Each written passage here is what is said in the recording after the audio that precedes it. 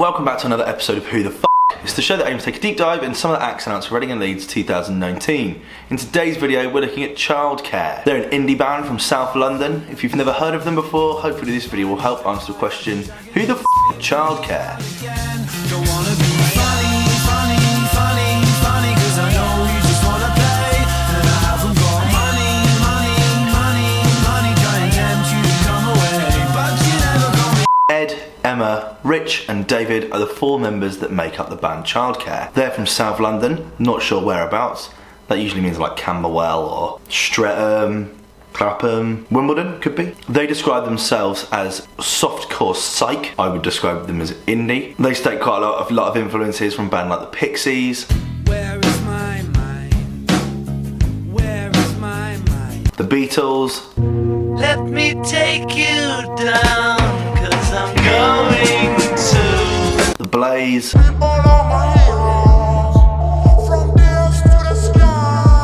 Billie Eilish. Duh. And the Arctic Monkeys. But this excites me. Listening to this, I got a Maccabees vibe. So for the first time, I think, on this channel, I get to actually talk about the Maccabees. Oh, brilliant.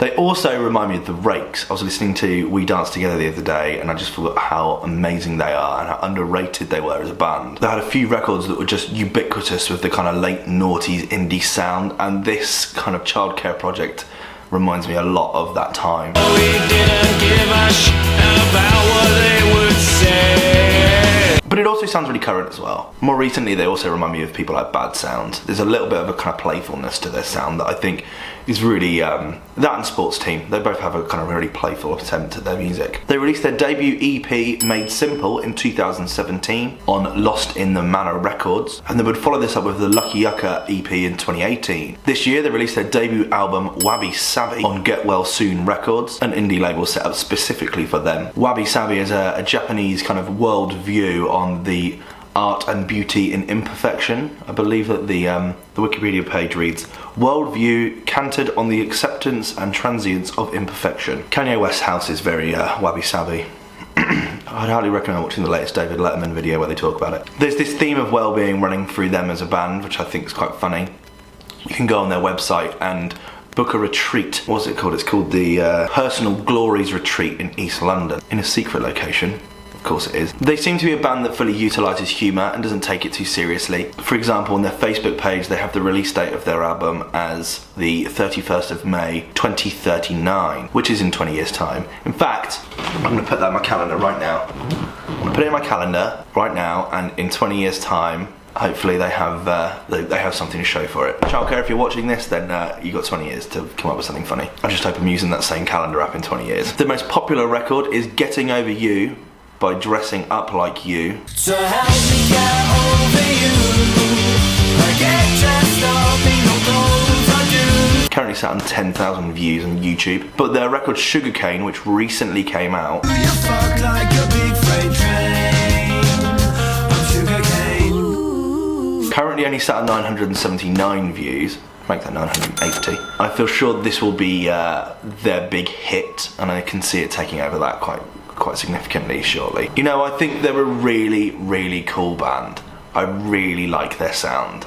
The more I've listened to them, the interviews I've watched, I just think they have a fun approach. Their music is interesting and new and different. They have, like I was saying, they have a similar approach to people like Bad Sounds and Sports Team. This is their first time playing Reading and Leeds. They're opening the Sunday morning. They're currently playing just before the Fame.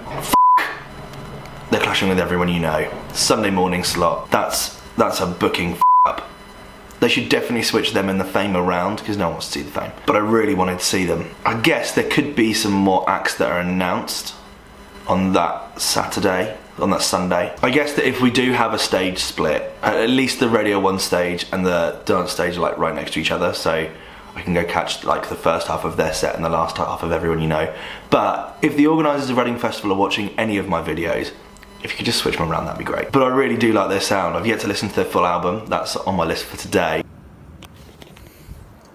Just so you're aware, I listened to it and it's absolutely brilliant. Love it. Back to our originally scheduled programming. But I think that they're really cool. So on the likely to see scale, I'm gonna go with a 7 out of 10. What do you think? Have you seen them perform before? Are you excited to see them play at this year's festival?